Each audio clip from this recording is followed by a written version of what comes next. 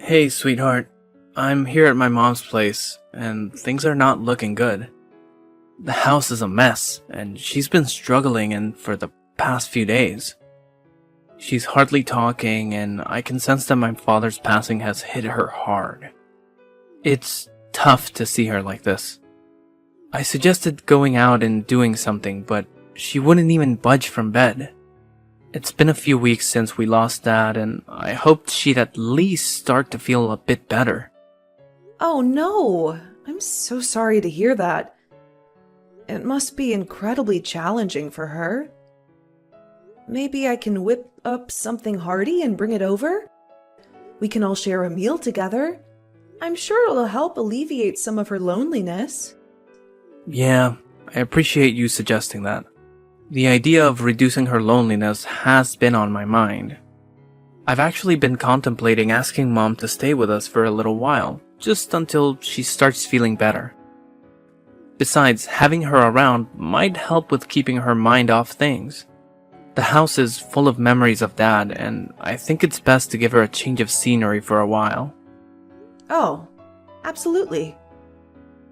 If you think it's what's best for her, then we should definitely have her stay with us for a while. Being close to you will undoubtedly lift her spirits too. Thanks, honey. I'm really grateful for your understanding. No worries at all. I'll whip up some comforting dishes, and when you guys get here, we can all sit down for a heartwarming dinner. I'll also get a room ready for her. Thank you. You're amazing. I'll be there soon. Oh, you're such a caring son, honey. I'm so glad you're willing to take care of your mom and make her feel better. Hey Lillian, I need you to help me buy something. Hi, Sandra. Yeah, sure. Do you need anything from the grocery store? I'll get it for you when I pass by the store soon. Yes, Lillian. I need you to buy me caviar from the store at Greenwood Street. One my husband used to go to. Just mention his name and they will know what it's for. Remember, I don't want the one in the brown tin because they're cheaper and not something my taste buds would like. I want you to get the one in a small blue tin that is my favorite caviar. I want you to get 3 of them alongside some freshly baked bread. Remember, just a blue tin, as it's the only one that would suit my taste buds. Anything else you buy will go into the trash. I'm sorry to ask, but may I know how much this caviar would normally cost? They sound extremely pricey. They're around $250 for one tin. 3 of them, please. $250? I'm sorry, Sandra, but I'm afraid I can't afford to spend that much money on caviar. Me and Mikey are saving money up for the baby. And we're planning to renovate the baby's room before he's born, too. Are you saying that you won't buy me caviar then? Do you have any idea how much I've been wanting them? Are you joking with me? Is this how you treat your mother-in-law? No, it's not like that. I'd be more than happy to get you whatever you like. It's just, caviar is a little bit too expensive for my budget. We don't have that much money. Even Mikey is struggling with his business. Oh, what a sad life I'm living. My husband, who I love dearly, who can take care of me so wonderfully, has passed away and nobody seems to care. My poor son is married to someone who can't even think of me as her own mother and buy me the things that I want. My wonderful husband brings me home caviar every week, and we would eat it together for breakfast and laugh together watching the television. Oh, how I miss my husband. God, oh God, why is my life so difficult? I can't even get anything to remind me of my husband anymore, because my daughter-in-law can't even afford it. Why didn't God just take me away instead of him? He was a good man. He deserves to live. I should be the one who died. Sandra, I'm so sorry. I don't know that it was something that you and your husband used to do. I didn't mean to make you feel this way. Oh, please don't say that. Michael needs you. He can't lose you after losing his father. I'm so sorry I made you feel this way. Look, let me see what I can do. Perhaps I can push certain plans for the baby. Don't worry about it. Would it be okay for me to purchase only one? Do you not get it, Lillian? 3 is the right number. My husband would bring 3 packs per week for us to eat. Why are you trying to ruin a tradition? Just because he's dead doesn't mean I should forget about it. No, that's really not what I meant, Sandra. Don't worry. I'll try to see what I can do and get you the caviar. I'll see you at home. You better come back with those. Or else, what is the point of me living in this house if it only brings me nothing but misery? Hey Lillian, where are you? I called you so many times and you haven't been picking up. Are you avoiding me or something? Hey, Sandra, I'm so sorry. I left my phone in my car when I went in the store. I really wasn't ignoring you. Is everything okay at home? Is there anything that you want me to bring home? I can bring home some lunch and we can eat together. If you haven't had anything yet for lunch. Yes, lunch would be great. I need you to buy me the pastrami sandwich from Big Mike's Diner. I want one without any extra sauce. For the cheese, I would only want Swiss cheese and provolone. I like only 2 slices of tomatoes, no less or more, as that's how my husband used to do it. Big Mike's Diner? As in the one that's 2 hours away from here? Yes, where else will they be? Stop asking pointless questions and go get them for me. Don't mess up the order. Listen, Sandra, I'm sorry. And I'm not trying to be rude, but I don't think I can drive 2 hours to get the sandwich. Maybe we can ask Michael to get it in a time when he has free time. I have a doctor's appointment in an hour. If I get the sandwich, I won't make it to my appointment. I don't care about your doctor's appointment. You can do that anytime. Can't you reschedule? I really want the sandwich and I don't want to wait for another day just to eat them. I'm sorry, but I really can't. I can't just simply cancel my doctor's appointment. I need to check on the health of the baby, your grandson. Plus, I don't think it would be healthy for me to be driving that long when I'm 7 months pregnant. Excuses after excuses. Don't be such a baby.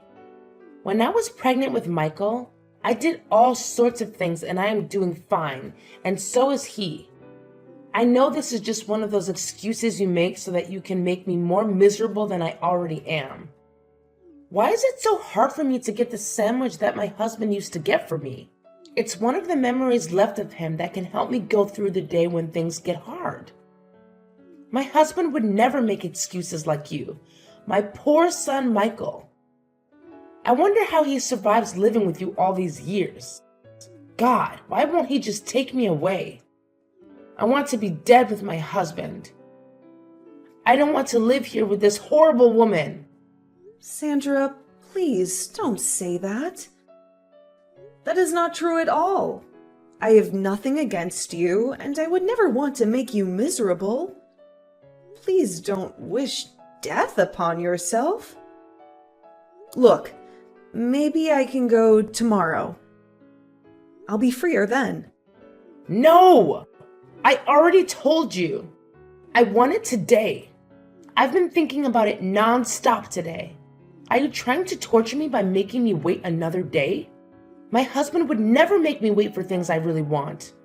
Oh God, why can't you just take me away too? Fine, Sandra. I'll cancel my doctor's appointment and I'll drive to the restaurant to get you the sandwich. Please stop wishing that you'll die. Michael would be so heartbroken to hear that. Be quick. Don't waste my time. Hey, Sandra? Were you at home all day yesterday? Yes? What is it now? Are you accusing me of stealing things in your house? What? No, that's not what I'm trying to say. I just want to ask you regarding the baby's room. You've seen it before. When you first came, we painted it blue because the baby's a boy, and we thought it would suit him. We even put up a lot of different toys that we thought the baby might like. You know where I'm going with this, don't you, Sandra? The color is hideous. I don't feel good looking at it, and I believe the baby would feel the same way as me. What do you mean? The blue color of the room that you painted? It's hideous. It really doesn't suit the baby. It's better off with the current color. I love it more this time. So it was you who changed the color of the room without our permission. I'm sorry that I have to say this, but that is very disrespectful. That's my baby, and I deserve to know anything before you make changes to anything. Plus, this is my house. Just because we let you stay here doesn't mean you can make all the decisions that you like behind my back. Oh, I didn't know. I have to be asking permission to make changes in the house that my son lives in? What a disrespectful thing to say to me without me raising my son to be like the man he is. He wouldn't be here to be the good man for you. You should be more grateful that I even agreed to stay here. I don't understand what you're trying to say. I've been kind enough to let you stay here while you've been dealing with this death. And you're ruining it. How exactly am I ruining your healing for you? My husband hates the color blue. It reminded him of the big blue house he grew up in. It was an abusive household. We ensure to always eliminate the color blue from our house. I don't understand. Why can't you do the same? Look, I'm really sorry about what he went through, and I understand how it could be hard for him. But I still don't think it's right for you to apply the same rules to my house. It's not fair to me. Fairness? Is that all you care about? You think the world is fair when my husband is taken from me? No, that is not what I'm trying to say. That's enough. No need to speak to me. This conversation is making things harder for me, and I don't want to deal with it. Michael, we really need to have a serious conversation about your mom. I've already had an earful from her. Is it true that you told her she needs to ask for permission for everything? That seems pretty harsh, especially given what she's going through right now. Look, I completely empathize with what she's dealing with. But it's disheartening that I'm ending up as collateral damage in the process. Have you had a chance to hear my side of the story? She's been trying to take control of everything that I'm doing. You're making this much more complicated than it has to be. She's my mom, and I really need you to refrain from speaking about her like that. I'm just asking for a bit more understanding of her situation. She's navigating through a lot, and I'm hoping you can cut her some slack for a few more weeks until she gets back on her feet. Fine. I'll do it for you and out of respect. But I hope you realize the challenges I'm facing in all of this. It's going to be Benedict Arnold Jr. Sorry? What are you referring to, Sandra? The child, of course. What? Are you talking about my baby? My son? Who else would I be talking about? The name of that child would be Benedict Arnold Jr. Wait, what are you trying to say? Sorry, Sandra, but that's not what I'm naming the baby. Mikey and I have already discussed the name. we will be naming the baby Harold, after my father, who did a lot for me growing up. I disagree. He should be named after my husband. Your second child can have your father's name if you want to, but the first one should honor my husband. This is our grandchild, after all. This is my father's first grandchild as well. If you like, we can put your husband's name as the baby's middle name. That's all I can offer to you. That's what I can agree with. Middle name? Is that all my husband is worth to you? All he ever wanted when he was alive was to have grandchildren. But you took too long to get pregnant. Now that he's gone, I want to at least have the child named after him. Is that so hard? At least your father is still alive. Isn't that enough for you? You know I have issues that made it hard for me to get pregnant. It's not like we did it on purpose. You think my father would only be appreciated when he passes away? I'm sorry, but it's not possible. I will not change the name of the baby just because you asked me to. You have no say. How rude of you to speak to me that way. Michael will know about this. You are being super disrespectful. That's not a way to speak to your mother-in-law. You know I'm still grieving. Sandra, I understand you're grieving.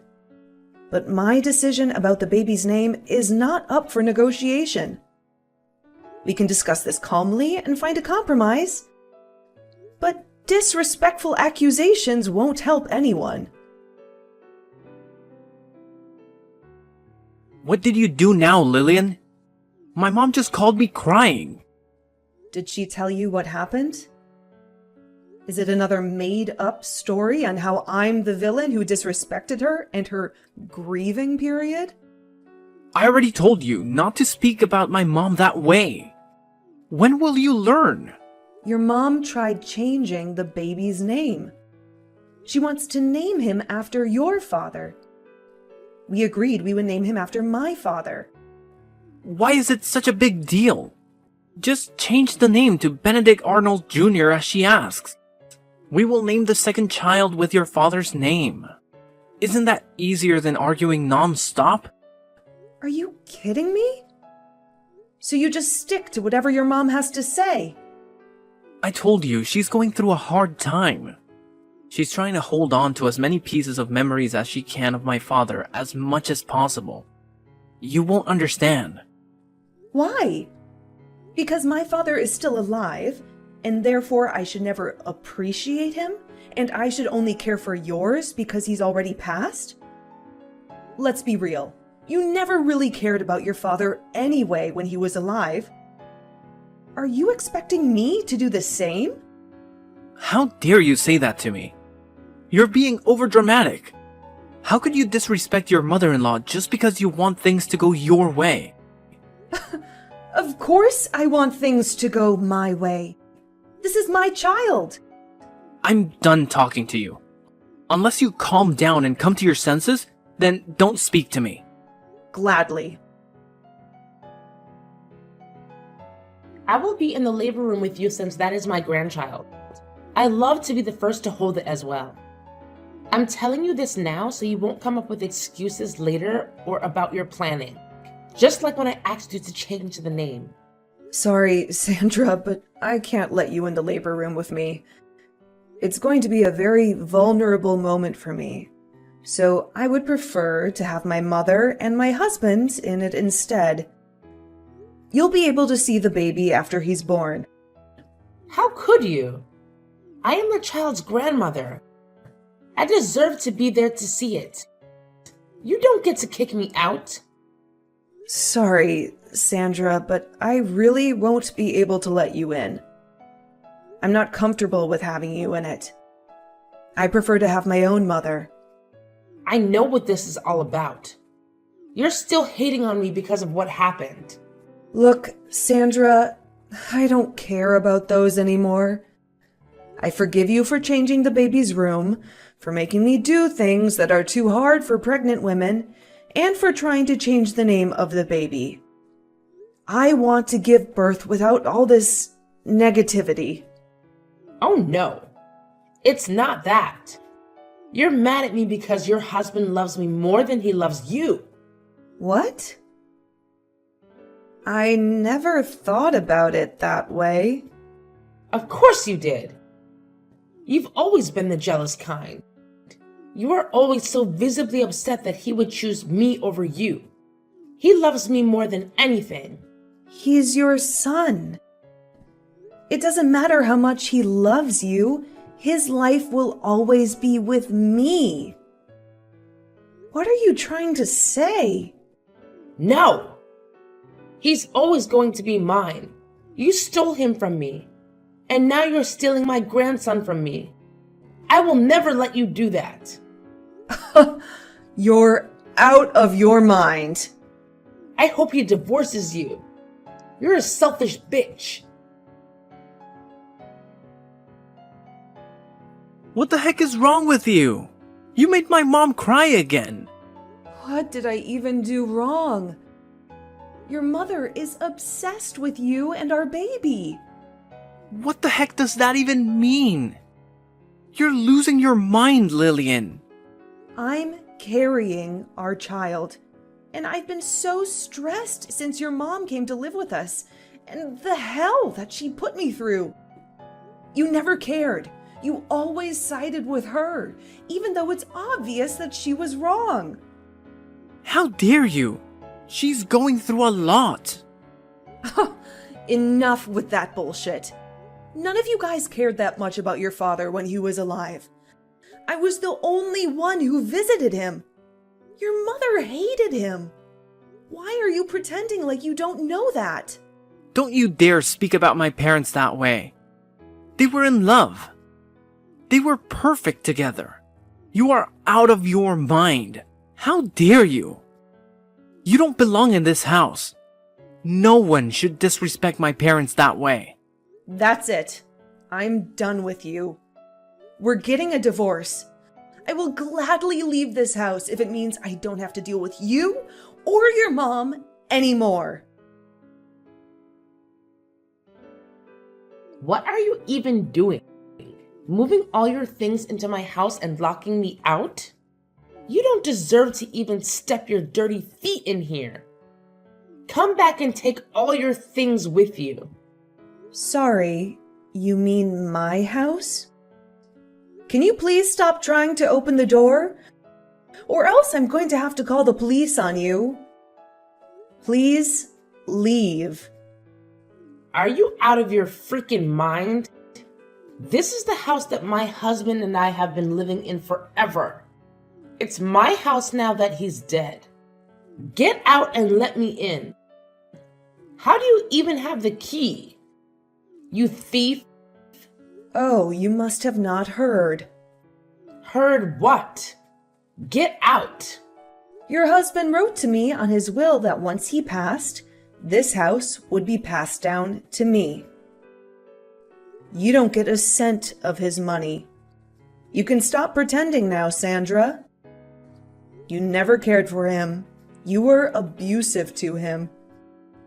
You even brainwashed Michael to hate him. Initially, I thought it was guilt that changed you, but I figured it out. It was all an act. You don't care that he died. You only care about his money. What? That's impossible. Why would he give it to you and not me? That's ridiculous. Is it though? I took care of him like he was my own father. I cared for him more than you and Michael did. Oh, that poor guy. He died knowing that you were all going to be chasing his money. If you have any issues with the will, please contact his lawyer. They will explain everything to you. But for now, please leave me alone and leave my property. Or else I'll call the police on you. Wait! No. Lillian, listen. It wasn't an act. I do care for him. I care for you too. You're the best daughter-in-law. I'm sorry for everything. I knew you would say this. Enough! And leave my property. The police are on their way. Honey, I'm really sorry. How did I ever miss this? You are just like your mother. Even your apology disgusts me. It's all about money, isn't it? No! You know how much I love you. My mother, she got into me. But I know better now. I know better now, too. I know not to trust someone like you and your mother. Leave. A few weeks after that, the divorce between Lillian and Michael is finalized. Lillian was able to get full custody of her baby, and she was also able to live comfortably, thanks to inheritance that her father-in-law passed down to her. On the other hand, Sandra was still in disbelief that her husband didn't pass anything to her because of his will. She even tried breaking into the house a few times, but was caught by police. As for Michael, he has been struggling a lot after the divorce, as he realized how true the things that Lillian has always said about his mother are. But yet, he is still stuck with her, as she has nowhere to live. Both grew to hate each other and blame each other for the misfortune.